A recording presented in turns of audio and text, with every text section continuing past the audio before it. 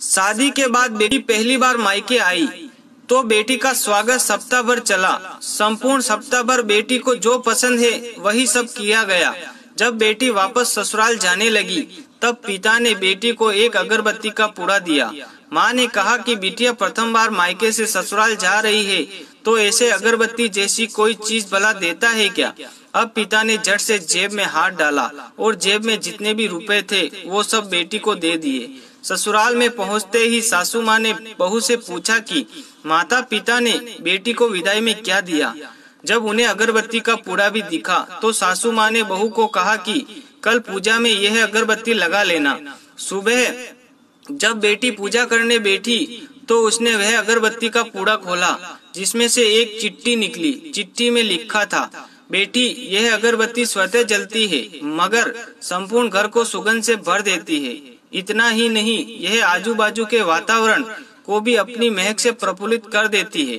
हो सकता है कि तुम कभी अपने पति से रूठ जाओ या कभी अपने सास ससुर जे अथवा देवर ननद से नाराज हो जाओ या कभी तुम्हें किसी से बात सुननी पड़ जाए या फिर कभी पड़ोसियों से तुम्हारा दिल खट्टा हो जाए, तब तुम मेरी यह भेंट का ध्यान करना।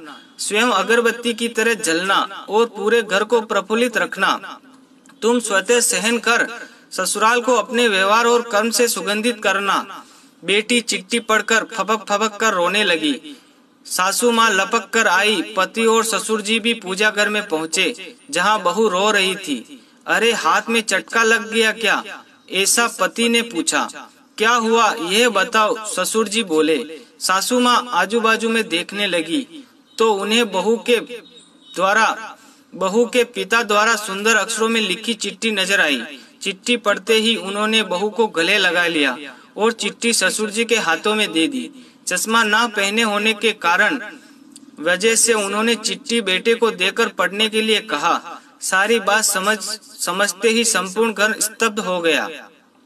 सासू माँ बोली, अरे यह चिट्ठी तो फ्रेम करानी है। ये मेरी बहू को मायके से मिली है, सबसे अनमोल भेंट है। इसे पूजा घर में ही होना चाहिए। इसलिए माँ बाप को अपनी बेटी को अच्छे संस्कार देने चाहिए जिससे ससुराल और मायका महक जाए। इसलिए आप हमेशा जरूरतमंदों की सहायता करते रहो जिससे प्रभु जी भी आपका ख्याल रखे। ऐसी हमारी मनोकामनाएं पूर्ण करें। कहानी अच्छी लगी हो दोस्तों तो कमेंट में जरूर बताएं और कहानी को ज्यादा से ज्यादा शेयर करें। फिर मिलेंगे एक प्रेरणादायक छोटी सी कहानी के साथ। जय हिंद, जय भारत, जय श्री राम, जय बजरंगबली, हर हर महादेव। कहानी को ज्यादा से ज्यादा शेयर करें दोस्तों।